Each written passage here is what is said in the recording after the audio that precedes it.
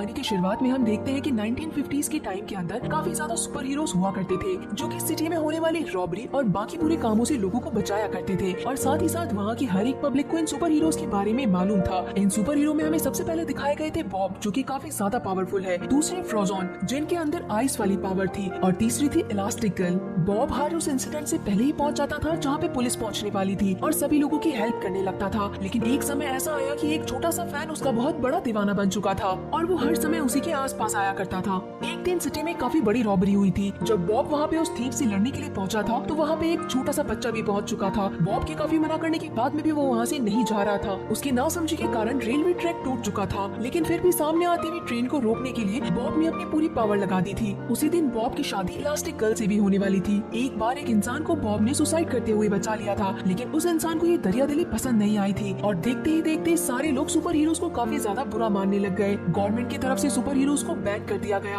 और अब वो पब्लिक के लिए लोगों के सामने नहीं आ सकते। इसी कारण उन्हें अब छुप के सीक्रेटली रहना था। कहानी पहुंच जाती है 15 साल आगे, जहाँ पे गवर्नमेंट ने एक ऐसी ऑर्गेनाइजेशन बनाई थी जहाँ पे सुपर हीरोज को जॉब मिल सके। ये ऑर्गेनाइजेशन सुपर हीरो को जॉब मिलने के अंदर हेल्प किया करते थे। इसी कारण बॉब की भी जॉब एक इंश्योरेंस कंपनी के अंदर लग रखी थी। हालांकि बॉब इस जॉब से बिल्कुल भी खुश नहीं था। वो हर समय अपने बॉस की डांट सुना करता था और अब इनकी एक फैमिली भी थी। बॉब के वाइफ यानी कि इलास्टिक गर्ल को अपनी बेटी के स्कूल से कॉल आता है कि उसने अपने टीचर के साथ में काफी बुरी शरारत की है। यहाँ इनकी एक बेटी दिखाई जाती है जिसका नाम है वायलेट और इसकी पावर है कि ये इनविजिबल हो सकती है। बॉब जब अपने घर पे पहुँचता है तो डिनर टेबल पे इलास्टिक गर्ल कहती है कि तुम तुम्हारे बच्चों को कुछ समझाते क्यों नहीं हो। डैश ने आज फिर से काफी ज्यादा बदमाशी की है। बॉब इन सारी बातों को अनसुना करके अंदर चला जाता है, लेकिन वहाँ पे डैश और वायलेट काफी ज्यादा झगड़ने लग जाते हैं। बॉब और फ्रोजन अक्सर मिला करते थे। प्रेजेंट टाइम के अंदर ये किसी भी तरीके से सुपर हीरो नहीं है, लेकिन अगर इन्हें कभी भी कोई गलत काम होता हुआ दिखता था तो ये जरूर वहाँ पे पहुँच जाया करते थे। इन्हें पता चलता है कि एक बिल्डिंग के अंदर आग लगी है और अभी अपने सुपर हीरो की पावर्स दिखाने के लिए वहाँ पे लोगों को बचाने के लिए पहुँच जाते हैं, लेकिन इनकी ये हेल्प इन्हीं के ऊपर भारी पड़ जाती है। वो लोगों को बचाते हुए एक शॉप के अंदर एंटर करते हैं और तभी वहाँ पे पुलिस पहुँच जाती है और उन लोगों को चोर समझा जाता है। घर आते ही इलास्टिक गर्ल काफी ज्यादा गुस्से में थी बॉब से कि जब तुम्हें मना किया गया है कि तुम्हें सुपर हीरो की पावर्स लोगों को नहीं दिखानी है तो फिर तुम लोगों की हेल्प क्यों करते हो। तो बॉब कहता है कि ये हमारी ड्यूटी है, आखिर हम अगर हेल्प नहीं करेंगे तो कौन करेगा।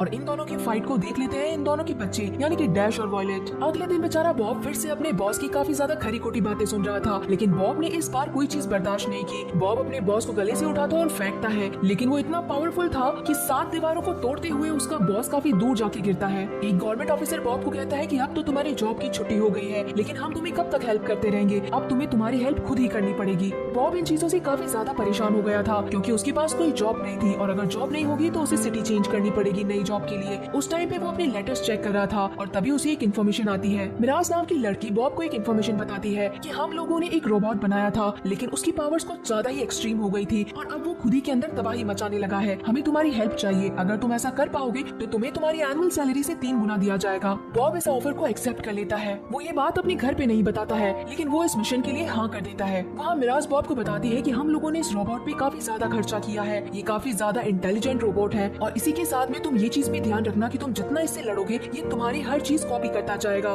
तो जितना जल्दी हो सके इसे बस ऑफ कर दो और वहाँ से निकल जाओ। अब बॉब को उसी आइलैंड पे छोड़ दिया जाता है जहाँ पे वो रोबोट खुला घूम रहा था। बॉब उस बिगड़े हुए रोबोट से काफी ज्यादा लड़ने की कोशिश करता है, लेकिन वो रोबोट पूरी तरीके से आउट ऑफ कंट्रोल हो चुका था। वो बॉब को मारने ही वाला था, लेकिन तभी वहाँ पे बॉब ने उसका सिस्टम खराब कर दिया था और अब उस रोबोट ने खुद ही के हाथ से खुद ही को खत्म कर दिया था। इस कारण बॉब भी बच चुका था, वो रोबोट पूरी तरीके से खराब भी नहीं हुआ था और बॉब अपने मिशन में सक्सेसफुल हो चुका था। इसी कारण बॉब को अब डिनर पे बुलाया जाता है। डिनर पे मिराज उसे बताती है कि हो सकता है कि तुम्हें आगे भी और ऐसे ही मिशन मिलते रहे। बॉब अपने काम से काफी ज्यादा खुश था क्योंकि एक तो वो अपने सुपर पावर्स यूज कर सकता था और दूसरा वो उसके पास में पैसे भी थे। वो खुद को ग्रूम करना शुरू कर देता है, वो एक्सरसाइज करता है वापस से फॉर्म में आने के लिए। एक दिन वो देखता है कि उसका सुपर हीरो वाला ड्रेस थोड़ा सा फट चुका है, इसी कारण वो अपने सबसे पुराने डिजाइनर के पास पहुंच जाता है जिसका नाम था एडना। बॉब एडना से कहता है कि मुझे बस इस सूट को थोड़ा सा सही करवाना है, तो एडना कहती है कि तुम इतने बेकार से सूट को नहीं पहन सकते, मैं तुम्हारे लिए एक नया सूट बना दूंगी। और अब बॉब को पता चलता है कि उसके पास में एक नया मिशन आया है और इसी के कारण उसे कहीं बाहर जाना पड़ेगा। अब कुछ ही समय के अंदर बॉब उस आइलैंड पे पहुंच जाता है जहाँ पे उसका मिशन होने वाला था। यहाँ इलास्टिक गर्ल को पता चलता है कि बॉब का सूट यहाँ पे नहीं है और इसी कारण वो एडना को फोन लगा देती है। यहाँ दूसरी तरफ उस आइलैंड पे बॉब किसी का वेट कर रहा था कि आके मीटिंग होगी, लेकिन तभी वहाँ पे गेट ओपन होता है और वो बड़ा सा रोबोट उसके सामने आ जाता है, लेकिन इस बार उस रोबोट के साथ में एक और लड़का भी खड़ा था। ये लड़का वही था जो आज से 15 साल पहले एक छोटा सा बच्चा था जिसे बॉब ने डांट के भगा दिया था। वो लड़का बॉब को काफी ज्यादा हर्ट करता है और बताता है कि आज से इतने साल पहले तुमने मुझे हेल्प करने से मना कर दिया था और आज मैं इतना सक्सेसफुल हूँ कि तुम्हें ही मैं डिफीट कर सकता हूँ इतने बड़े रोबोट से। बॉब खुद को बचाता हुआ पानी के अंदर कूद जाता है और जब वो बाहर निकल के एक केव में पहुंचता है और तब उसे पता चलता है कि उसके साथी को भी इस लड़के यानी कि सिंड्रोम ने ही मारा है।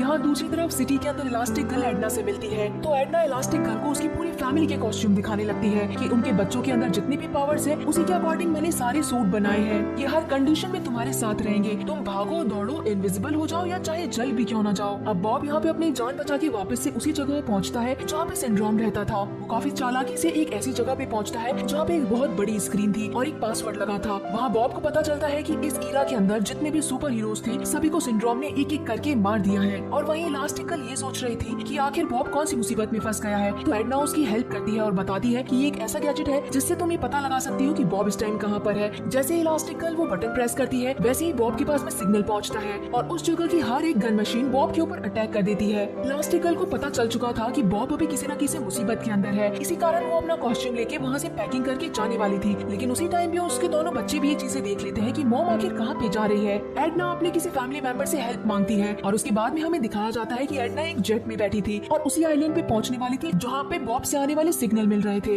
यहाँ सिंड्रोम ने बॉब को पूरी तरीके से बंदी बना रखा था। इधर इलास्टिक गर्ल को पता चलता है कि जेट के अंदर उसके साथ उसके दोनों बच्चे भी आ चुके हैं, वो भी बिना बताए। इलास्टिक गर्ल उस आइलैंड पे इन्फॉर्मेशन देती है कि ये एक गवर्नमेंट जेट है तो आप प्लीज अटैक मत करिएगा। ये बात सुनते ही वहाँ पे सिंड्रोम उस जेट के ऊपर फायर कर देता है। इलास्टिक गर्ल वॉयलेट को कहती है कि तुम जल्दी से अपना कवर बनाओ, लेकिन वॉयलेट ऐसा नहीं कर पाती है और तभी उस जेट के अंदर ब्लास्ट हो जाते हैं। लेकिन इलास्टिक गर्ल अपने दोनों बच्चों को बचा लेती है, वो सभी पानी के अंदर गिर जाते हैं। वहाँ बॉब को काफी ज्यादा गुस्सा आने पे वो सिंड्रोम को पकड़ने वाला था लेकिन गलती से उसके हाथ में मिराज आ जाती है। वो सिंड्रोम को बोलता है कि मैं इसे मार दूंगा तो सिंड्रोम बिना हिचकिचाए बोलता है कि हाँ ठीक है तुम इसे मार दो, मुझे कोई प्रॉब्लम नहीं है। लेकिन बॉब ऐसा नहीं कर पाता है। वहाँ इलास्टिक गर्ल उस ओशन को पार करने के लिए अपने बेटे की मदद लेती है और खुद को एक बोट बना लेती है। वो सभी केव के अंदर बैठे थे। इलास्टिक गर्ल बोलती है कि मुझे तुम्हारे फादर के पास में जाना पड़ेगा, तुम दोनों मुझसे प्रॉमिस करो कि अगर किसी भी तरीके की कोई मुसीबत आएगी तो तुम दोनों अपने पावर्स यूज करोगे। और अब इलास्टिक गर्ल भी पहुंच जाती है सिंड्रोम के लैब में ही, लेकिन वहाँ के एंट्री गेट के अंदर वो फंस जाती है। वो वहाँ के गार्ड्स को एक दो पंच लगाती है और उसके बाद में वहाँ पे एक्सेस कार्ड लेके निकल जाती है। यहाँ डैश उस केव के अंदर घूम रहा था लेकिन तभी उसे पता चलता है कि उन्हें यहाँ से भागना पड़ेगा क्योंकि जो रॉकेट लॉन्च हुआ था उसकी सारी की सारी कर्मी इसी केव से बाहर निकल रही थी। वो दोनों बाहर निकल के फॉरेस्ट में पहुँचते हैं। इधर मिराज जो बॉब को रिलीज करती है तो बॉब मिराज का गला पकड़ लेता है लेकिन मिराज कहती है कि तुम्हारी फैमिली अभी भी जिंदा है और वो इसी आइलैंड पे है।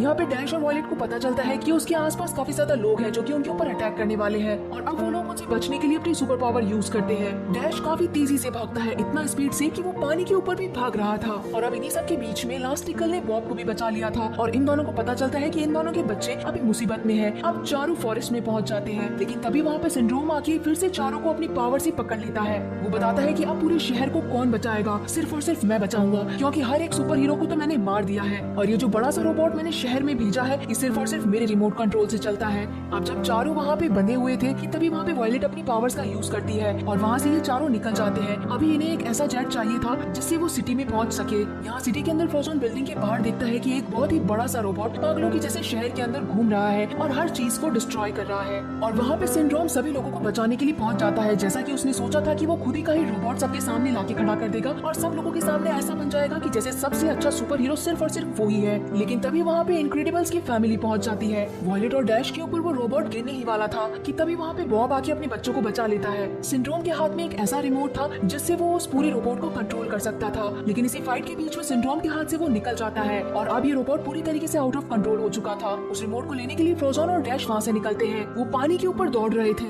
डैश के हाथ में आखिरकार वो रिमोट आ भी जाता है और वो अपनी फैमिली को देता है लेकिन अभी भी वो रोबोट कंट्रोल में नहीं आया था। तब बॉब को याद आता है कि ये सिर्फ और सिर्फ अपने हाथ से ही डिस्ट्रॉय होगा और आखिर के अंदर इलास्टिक गर्ल एक ऐसा बटन प्रेस करती है कि सीधा रोबोट का एक हैंड जो कि टूटा हुआ था वो सीधा रोबोट के अंदर जाता है और उसका मेन पावर निकाल देता है और वहीं पे वो रोबोट डिस्ट्रॉय हो जाता है। और अब वहाँ पे खड़े हर एक इंसान को पता चलता है कि अभी भी सुपर हीरोज जिंदा है और वो हम सब लोगों की मदद के लिए हर समय तैयार रहते हैं। अब यहाँ पे गवर्नमेंट ऑर्गेनाइजेशन ने भी सुपर हीरोज को वापस से बताई दी कि गवर्नमेंट तुम्हारे फिर से पूरे हुए लॉस की भरपाई कर देगा। लेकिन ये इतनी इंटरेस्टिंग कहानी कहाँ अभी खत्म होने वाली थी। सिंड्रोम अभी भी अपनी हरकतों से नहीं माना था। वो पहुंच जाता है इनक्रेडिबल्स फैमिली के घर पे और वहाँ पे वो सबसे छोटे मेंबर को यानी जैक को उठा के ले जाता है और तब हमें पता चलता है कि जैक की पावर्स क्या है जो कि हमें स्टार्टिंग में नहीं दिखाई गई थी। जैक सिंड्रोम को इतना ज्यादा परेशान करता है कि उसके हाथ से सिंड्रोम छूट जाता है कि तभी वहाँ पे बॉब इलास्टिक गर्ल को हवा में उछालता है और इलास्टिक गर्ल अपने बेटे को फिर से पकड़ लेती है, लेकिन सिंड्रोम यहाँ पे बच नहीं पाता है। वो जेट के अंदर फंस के मर जाता है। कहानी के आखिर में हमें दिखाया जाता है कि फाइनली इनक्रेडिबल फैमिली ने डैश को रेसिंग पार्टिसिपेट करने के लिए हाँ कर दिया था और कुछ समय बाद में वो देखते हैं कि फिर से एक बुरा सा रोबोट कुछ रोबोटिक मशीनें शहर को डिस्ट्रॉय करने के लिए पहुंच गई है और अब सभी लोगों ने अपने मास्क पहन लिए हैं। इसका मतलब है कि ये लोग हमेशा से सुपर हीरो थे जो कि अपने सुपर हीरो की पावर से सभी लोगों को बचा लेंगे। गाइस, इस मूवी को जब इंडिया के अंदर रिलीज किया गया था तो बॉब की आवाज को शाहरुख खान ने डब किया था। आप सभी जब ये मूवी देखेंगे तो काफी फनी और काफी ज्यादा अच्छी मूवी लगेगी आप सभी को। तो आप सभी मुझे जरूर बताइएगा कि ये मूवी आप सभी लोगों को कैसी लगी है। तो चलिए मिलती हूँ मैं आप सभी से इसके सेकंड पार्ट में।